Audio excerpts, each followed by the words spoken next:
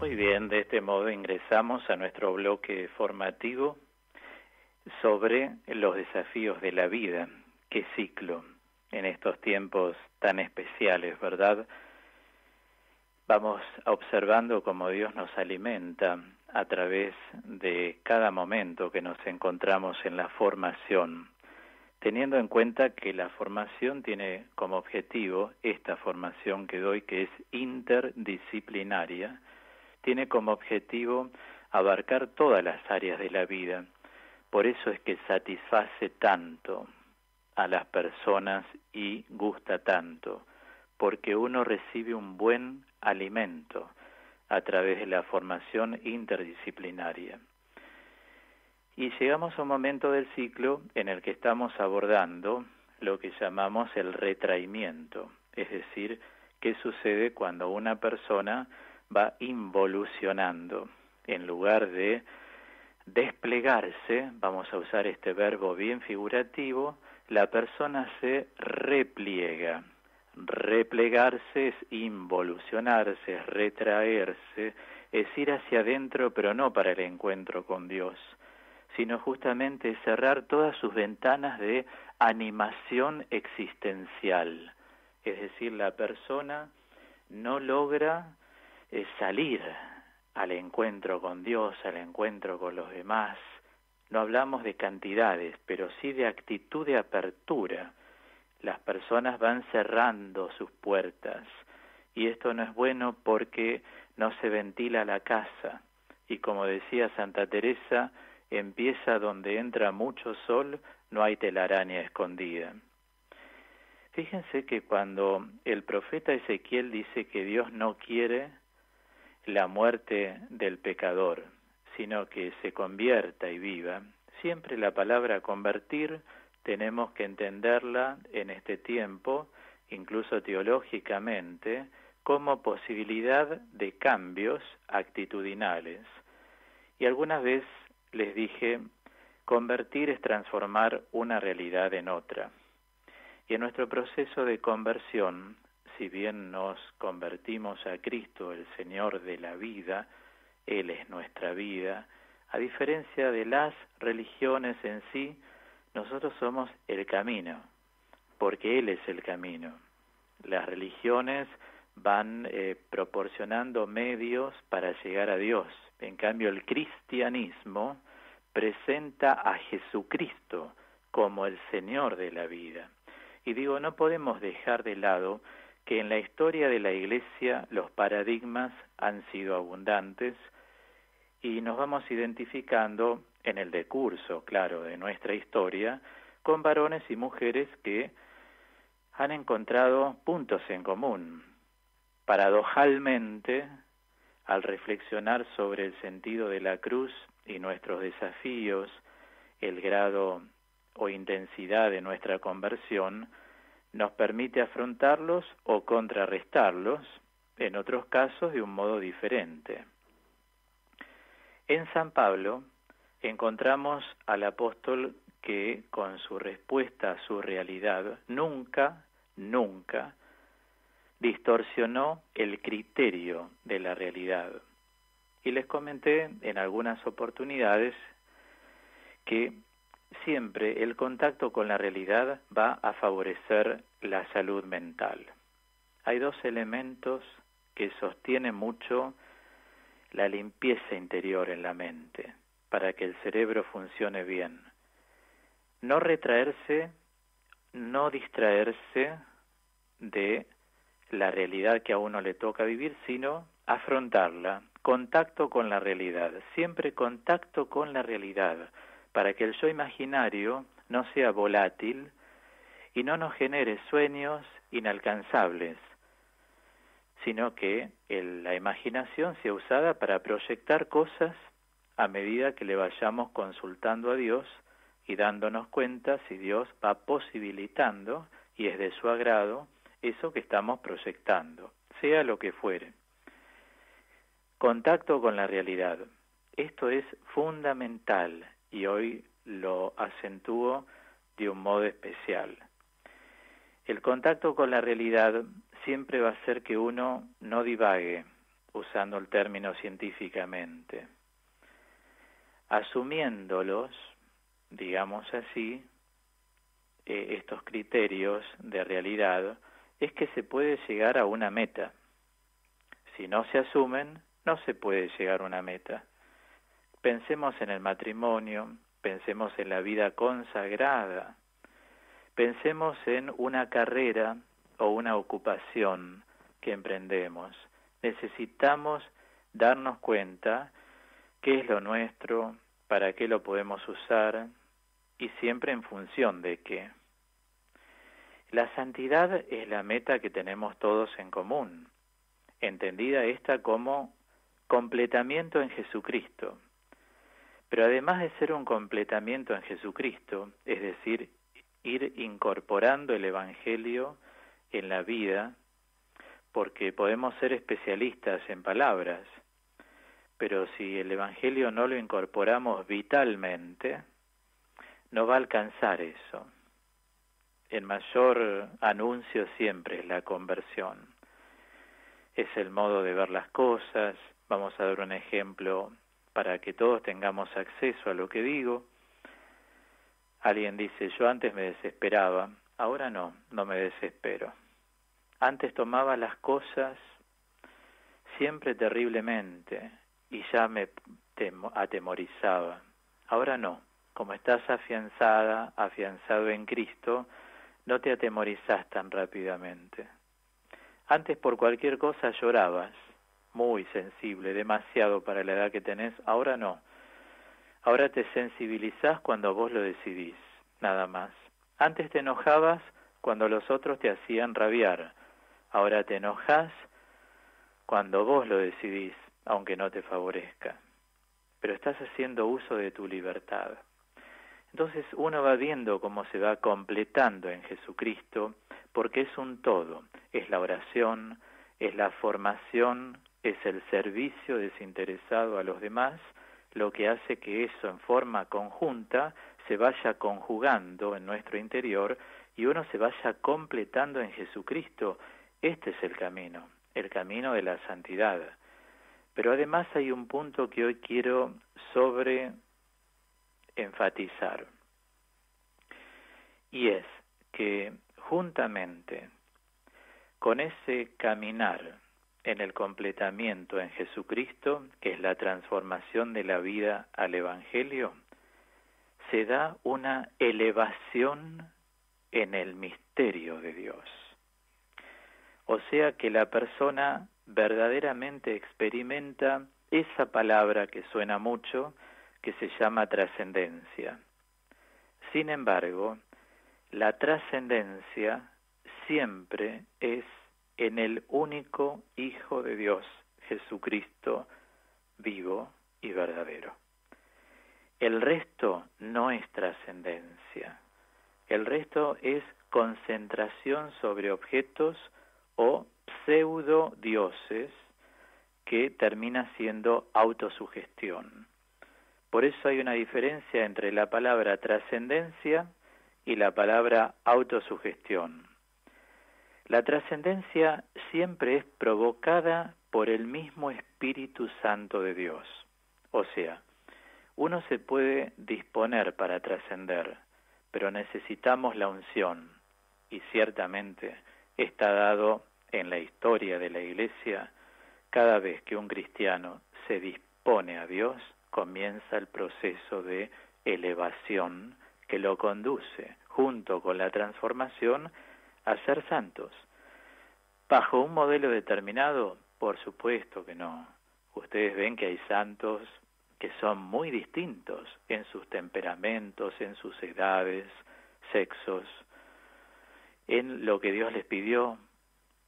Una persona es de clausura, la otra persona es casada, la otra era soltera, el otro es así, la otra es asá. Es decir, es múltiple como Dios es múltiple. Sin embargo, todos van por el mismo camino y todos abrazan el amor y la compasión, que son los elementos básicos de la santidad. Cuando digo compasión, es que uno retira la dedocracia, señalar con el dedo a otras personas, con impunidad muchas veces, ¿no?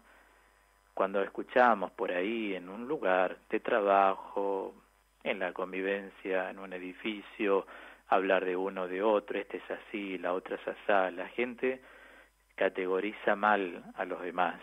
Este es un borracho, el otro es esto, la otra es una trans, este es tal cosa, todos son las, empieza el elitismo, que nada tiene que ver con la selectividad. Cuando uno entra en el camino, es compasivo, sabe entender lo que le sucede a la persona, no ataca a la persona, menos la descalifica. Toda persona que no está en el camino, si tiene sentido común, no descalifica, pero el mundo tiene mucha mundanidad, el mundo lleva a descalificar. Ustedes ven en medios, la gente se ataca, se odia, se dicen unas cosas y otras, viven mandándose cartas, documentos todo el tiempo, no saben quién soy yo, a mí tal cosa, todos somos grandes, todos somos importantes, como dije uno de estos domingos, ¿no? Cuando a veces en algunos artistas vemos el divague, él se fue una estrella, la otra se fue una estrella, ¿a qué estrella? ¿De qué están hablando? No comprar esos divagues, todos vamos al mismo lugar, todos nos tenemos que bañar todos los días, ninguno es extraordinario. Cuando tenemos algo es porque Dios nos da esa capacidad en primer lugar, pero no todos aprecian el don de Dios. Hay gente que tiene una capacidad y cree que la posee porque es especial, se autocatalogan muchos especiales y viven haciendo elitismos. El elitismo no tiene que ver, reitero, con la selectividad. En cambio, la autosugestión es provocada por uno mismo. La gente dice, pongo las yemas de los dedos, salto a mi interior, cruzo las piernas, voy para adentro, porque eso me lleva a encontrarme con el universo, la energía. Discúlpenme, pero son teorías paganas. Eso existió desde siempre. Los cristianos no compramos tampoco eso, porque Jesús jamás enseñó todo eso. Y yo conocí gente muy buena en esto, pero como teólogo tengo que hacer una diferencia entre lo que es la trascendencia y lo que es la autosugestión. Conozco mucha gente que ha ido al Uritorco, va y dice que le hace muy bien. Yo estuve también, pero de visita, porque nosotros 11 años seguidos hemos compartido con mucha gente convivencias, que es una especie de retiro espiritual, orábamos mucho, en Los Cocos, en Córdoba, y hemos ido muchas veces a Capilla del Monte, pero no me interesó a mí recorrer el Uritorco. Yo preguntaba a las monjas de un monasterio, a los monjes de otro monasterio, ¿vieron algo alguna vez? Como una charla del lugar, nada más. Nunca vimos nada, pero otros, bueno, sienten que la energía, o sea, la persona, como toda persona humana, tenemos aspiraciones. Esas aspiraciones, algunos las llaman trascendentales, pero teológicamente en esto coincidimos los credos, tanto el credo cristiano, el cristianismo, el judaísmo y el islam, que solo se trasciende en Dios. Los cristianos tenemos muy en claro que uno se dispone a la trascendencia, pero que el que provoca eso es Dios. Esto es importante, los cristianos, tenerlo en cuenta, porque nosotros una y otra vez decimos, están los cristianos que no están en el camino y están los cristianos que están en el camino. ¿Cómo se distinguen? Bueno, se distinguen por los frutos, como enseñó Jesús, por los frutos se conoce el árbol. Entonces decía, una persona compasiva nunca va a juzgar a otra abiertamente y con odio, ¿no? Sino por el contrario, va a tratar de entenderla. Uno se llama la prudencia. Estamos hablando de la moralidad de la gente. Cuando digo moralidad, no es la moral exactamente. La palabra moralidad en teología quiere decir el modo de actuar, la conducta que tiene la persona en sus tres fases, cognoscitiva, afectiva y conativa. Entonces hay un cambio, y por eso San Pablo lo deja claro eso en la segunda carta a los Corintios, cuando dice que quienes estamos en el camino somos nuevas criaturas. Y es cierto, hay un cambio de vida, pero las cosas tienen que quedar claras porque noto en el mundo reinante hay muchísima confusión. Incluso hay grupos donde todo vale.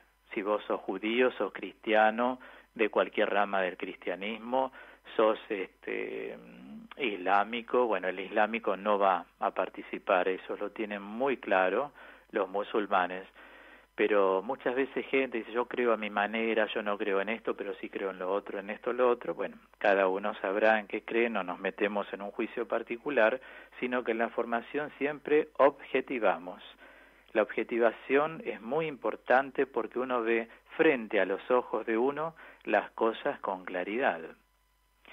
Y también Santa María Magdalena fue y es un paradigma de transformación interior admirable e imitable para muchos de los que, abrazaron nuestra fe y van marchando en el camino. Ustedes saben que incluso hay una congregación que se llamaban antes las Magdalenas. Es la rama contemplativa de las Hermanas del Buen Pastor. Las Hermanas del Buen Pastor durante mucho tiempo, tienen a Santa María Eufrasia como fundadora, se dedicaron a las presidiarias. Pero dentro de ellas se encontraron en este servicio que brindaban en las cárceles con mujeres que han ejercido la prostitución y se sintieron llamadas por Dios para una vida de silencio y conformaron una rama de contemplativas, o sea, lo que comúnmente se dice monjas de clausura, que estaban acá en la calle Aranguren, en Capital Federal. Pero después se mudaron a La Rioja, a un lugar donde es más, más tranquilo, porque la vida de clausura, como están muy dedicadas al silencio, al trabajo, a la oración, requieren lugares donde ellas puedan estar en ese clima, ¿no? Lo cual es lógico. Después se retiró ese nombre de las Magdalenas porque ya no estaba constituida esa rama de la congregación solo por mujeres que habían ejercido la prostitución y se hicieron monjas, sino que entraron nuevamente otras mujeres que tuvieron esa vocación pero no habían ejercido la prostitución. Si mal no recuerdo, se llaman Hermanas de la Santa Cruz. Y cuando yo abrí un programa hace varios años en una FM que hoy la compró Radio María, digamos, en este tiempo la tiene, yo tenía un programa los jueves a la noche que se llamaba En Diálogo con Claudio. Y en cada programa tenía invitados distintos. Y el primer programa fue sobre la prostitución. E invité a las hermanas adoratrices que se dedican a salir a las zonas rojas y contactarse con mujeres que ejercen la prostitución. Ellas tienen una casa en Constitución del Santísimo Redentor, se llaman. Tengo las grabaciones en algún lugar y trajo una de las hermanas que vino 2 mujeres que habían ejercido la prostitución, a más no poder. Lloraron en el programa cuando hablaban de cómo salieron y cuánto les costó salir de ese tipo de vida, porque se habituaron a esa vida. Y cuando uno se habitúa a un estilo de vida, no es tan sencillo retirarse. Si está bien acompañado, sí. Por eso ellas van a una confitería a la noche, a un bar, y las mismas que han logrado sacar de la mala vida, traen a otras y empiezan a charlar. Y ellas las invitan, ellas visten de civil. Son religiosas, pero visten en jeans, en alpargatas o con tacos, o visten con una blusa, no se dan cuenta que es una religiosa, obviamente, que no podrían hacer este servicio. Y lo comento porque seguramente en mi caudalosa audiencia mucha gente no sabe que existen religiosas que hacen esto. Y son religiosas como todas las religiosas, con votos de castidad, pobreza y obediencia. y tienen una casa en Constitución, tratan de darles distintos talleres de psicología, de Biblia, les dan mucha contención y les tratan de encontrar lugares de trabajo para restituirlas a una vida digna. Porque recuerdo el testimonio de una de ellas. Una dijo, a mí cada vez que me acuerdo, dice, pero lo digo como testimonio, me da asco esa vida. Y otra dijo, yo me sentí un bicho. Esa fue la palabra clave. Yo me sentí un bicho utilizada por todo el mundo. Bueno, lógico, vieron cómo ahora se dicen trabajadores sociales, o sea, se está diciendo cualquier cosa. Los cristianos, vuelvo a esto, los cristianos tenemos que tener estas cosas clarísimamente en nuestra vida. El cuerpo es un don de Dios. Uno no lo puede vender al cuerpo. Pero bueno, sabemos que actualmente hay muchos litigios con esto, no solo en nuestro país, sino en el mundo entero. Quiero decir, Santa María Magdalena es el prototipo de que se puede cambiar de vida. Sobre todo ella, que vivía en Magdala, por eso le llaman Magdalena, proviene de Magdala, que es una localidad que en la época del Señor era un pueblo, donde todos sabían quién era quién. Hoy, en algún momento, en la oración de arrepentimiento, vamos a hacer un trabajo muy importante de los pasos compasivos que da Jesús con toda persona que quiere cambiar de vida. Eso lo vamos a ver en el bloque de hoy sobre la oración de arrepentimiento. Pero sepamos siempre que tanto voy a unir dos santos, Pablo y María Magdalena, a ambos, digamos así, Jesús los llamó por su nombre. No dijo los, las, lola. En ellos hay un detonante que emerge en la relación con el Señor. Hay un tú y hay un yo. Claro, alcanzan un nuevo nivel de autoconciencia. Se sienten ellos mismos, pero además se sienten una extensión del ser de Jesús. Ahora son parte conscientes del cuerpo místico de Cristo, que es la Iglesia. Tanto Pablo entra a la Iglesia, María Magdalena entra a la familia santa. Más allá de los errores de cada uno, siempre en la formación sepan distinguir esto. Lo que nos ofrece Jesús es la santidad. Después es responsabilidad personal si uno quiere aceptarla o no quiere aceptarla. Hay una parte divina, la hace Dios, una parte humana, la hace cada uno de nosotros. Jesús se les revela a ellos y por tanto desencadena el mutuo reconocimiento que se encuentra en el centro de la experiencia de conversión. Y hay personas que tienen que convertir el retraimiento, no cerrar tanto las puertas, no replegarse, sino empezar a desplegarse. Voy a empezar a ser yo, quien soy, quien Cristo quiere que sea, una persona con dignidad, una persona con valores, una persona que sepa responder cada vez que algo no me gusta y considero que es imprudente, una persona que se hace respetar, no a los gritos, sino que sabe hablar, sabe pronunciar las palabras.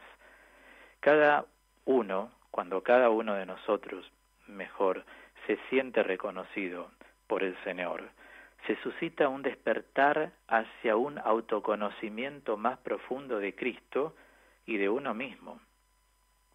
Iniciamos el camino, percibimos que la banalización del mundo intenta invisibilizar, se dice en psicología, los valores del reino, sobre todo la misericordia, la justicia, la fidelidad. La gente vive peleándose. Donde hay que simplificar, todos hacen al revés. Y hay que tener cuidado porque este mundo tan abrasivo, a las personas que no trabajan y advierten su retraimiento, los absorbe, cuando en realidad el Señor está dando todas las herramientas espirituales para no permitir que seamos absorbidos por la mundanidad propia del mundo. Los cristianos siempre percibimos que los valores espirituales y materiales toman rumbos separados en ciertos puntos cruciales de la vida, ¿no es cierto? Como lo que acabo de decir y otros. Y el pensamiento siempre se tiene que orientar desde el presente en dirección a la eternidad propia de Dios, porque acá todo pasa en la vida. Nadie sabe el día ni la hora, no para vivir con temor, pero hay que tenerlo presente. La gente construye paraísos imaginarios. Uno se va, como dice el común de la gente, no te llevas nada, sí, te llevas lo que hiciste por los demás y por vos mismo y por Dios. Por eso Jesús dijo, acumulen riquezas en el cielo. Uno no se va con las manos vacías. Materialmente, el mundo lo ve así, te podés ir lleno de cosas espirituales. Digo, lleno de cosas, 1, 2, 3, son 200, son 500, Dios sabe, cada uno tiene una vocación específica. Hay mujeres que fueron consagradas y se hicieron santas siendo cocineras en su congregación. El servicio de ellas fue el de cocineras y se hicieron santas. Es decir, hubo hombres, hubo mujeres, los padres de Santa Teresita que son santos, Luis y Celia, se hicieron santos acompañando la lucha cotidiana y los desafíos diarios en cada familia. Esto nos tiene que impulsar a abrazar este sendero, pero este sendero implica coraje. Pablo vio cómo sus comunidades crecían en el Espíritu Santo por el coraje que ellos han asumido para transformarse interiormente. Recuerden que hoy en día sostenemos que la causa de esta transformación, cuando uno dice estoy distinto, estoy distinta, ahora las cosas las veo de otra manera, y claro, nadie les predica, dice la carta a los romanos. Si una persona no está bien formada, tampoco puede dar. Por eso digo, no es eslabonar palabras o acumular conceptos. Uno tiene que conocer más a fondo. Es decir, esa transformación se encuentra en el espacio interior del cual el alma dispone en la distancia entre el egoísmo de uno y el verdadero yo. En los grupos de teoterapia que dirijo desde hace 13, 14 años, siempre digo, 2 verbos nunca tienen que faltar en nuestra vida: el verbo integrar y el verbo simplificar. Mientras uno integre, las cosas son más llevaderas porque hay contacto directo con la realidad. Y el otro elemento que sostiene siempre la salud mental es ser agradecidos con quienes hacen algo por nosotros. Uno es agradecido de distintas maneras y cada uno tiene la forma de agradecer, pero nunca dejemos de agradecer. Porque la gratitud es un contacto con la realidad, o sea, dicho de otra manera, la gratitud deriva del contacto con la realidad. Yo me doy cuenta lo que recibo, por lo tanto agradezco. Es como consecuencia la gratitud. Cuando uno no agradece, es que no está contactado con lo que está recibiendo. Bueno, qué importante es entonces empezar a abrir cada vez más los ojos en los desafíos cotidianos. Ser cristificados es disponerse a la gracia, no importa la vida que uno llevó. Y esto lo digo porque hay muchos oyentes que me escriben en la semana y muchos me dicen, yo tenía otra vida, yo era una persona así, allá, por supuesto no doy descripción, tampoco hablo de nombres, pero quiero ser otra persona. Algunos me escriben, y yo ahora que le digo esto o que te digo esto, Claudio, estoy llorando, me ponen, ¿no? Entonces suelo decir, paz en tu corazón. Cada uno en la vida hizo lo que pudo y como pudo. Lo importante es que ahora empiezo a descubrir a Dios. Algunas personas me escriben, incluso varios varones ya, y me dicen, desde que escucho tu programa, yo ahora quiero estar en el camino. Bendito sea Dios,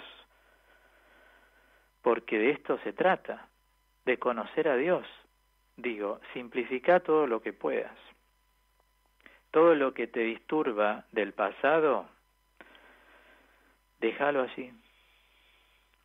No sirve, tu transformación es lo que agrada a Dios. Todos tenemos errores, unos de una forma, otros de otra. Si no, lo que pasa es que los míos, los tuyos, los míos, los de ellos, todos tuvimos errores. Mirá que Dios no nos juzga con los ojos humanos. Los seres humanos somos mucho más crueles en la evaluación de las cosas, por no decir el juicio, porque la gente tiene la tendencia a juzgar muchas veces cuando no está en el camino.